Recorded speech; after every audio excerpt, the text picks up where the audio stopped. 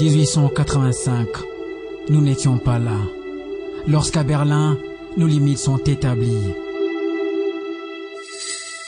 Ainsi nous naquîmes, ainsi nous fûmes connus du reste du monde.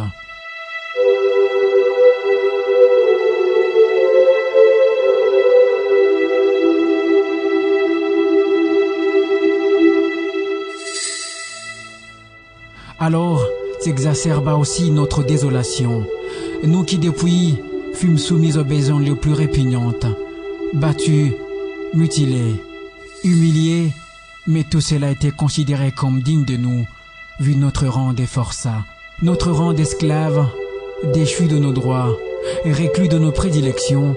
Nous n'avions que des impératifs sur notre propre sol, où restrictions et répressions dictaient leur loi, la loi à tort, du plus fort.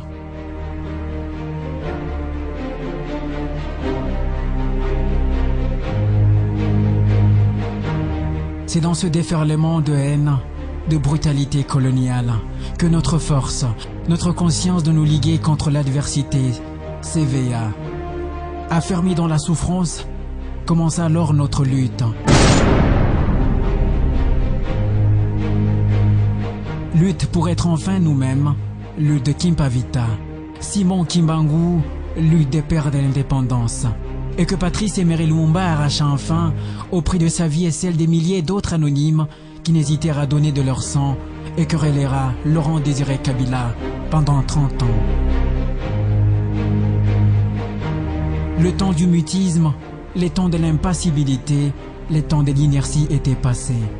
Notre lutte, c'est aussi cette dignité recherchée et acquise, défendue à l'aune des hommes comme Mobutu, militant invétéré de notre authenticité, intégrité et unité. Le Congo restera un et indivisible. Notre lutte, c'est cette référence à la bravoure des 13 parlementaires dont Étienne Tshisekedi, Marcel Liaou, Joseph Ngalula défiant la dictature.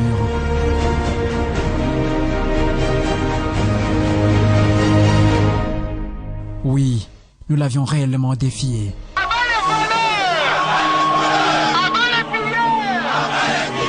Est criminel, il mérite un jour que le peuple zaïrois s'en occupe.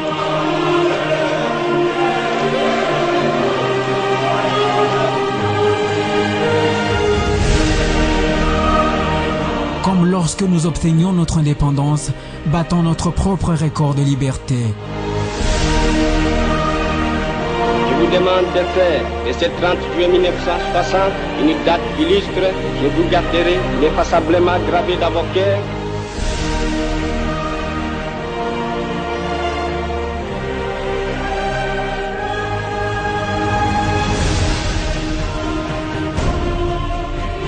Comme dans notre apogée, lorsque le monde avait courbé les chines devant notre volonté de ressembler à nous-mêmes, d'investir en nous-mêmes, repoussant nos limites pour accomplir des prouesses jamais rêvées, jamais imaginées.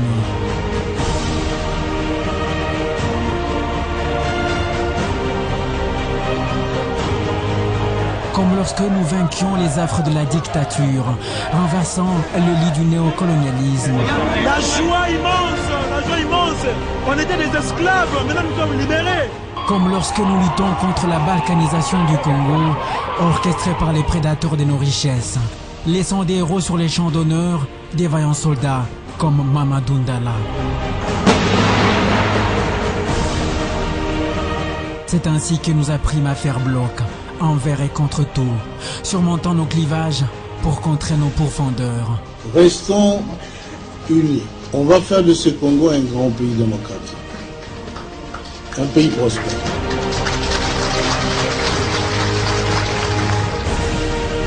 Guidé par cette passion du renouveau, incité par Joseph Kabila, dans l'élan et l'inclination immuable à nous inscrire dans l'histoire du monde comme une nation puissante et démocratique, nous n'avons jamais renoncé, jamais baissé les bras.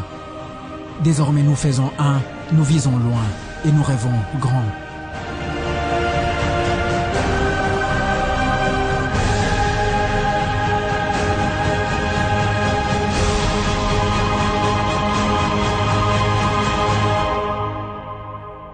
Après tout, nous sommes tous Congolais.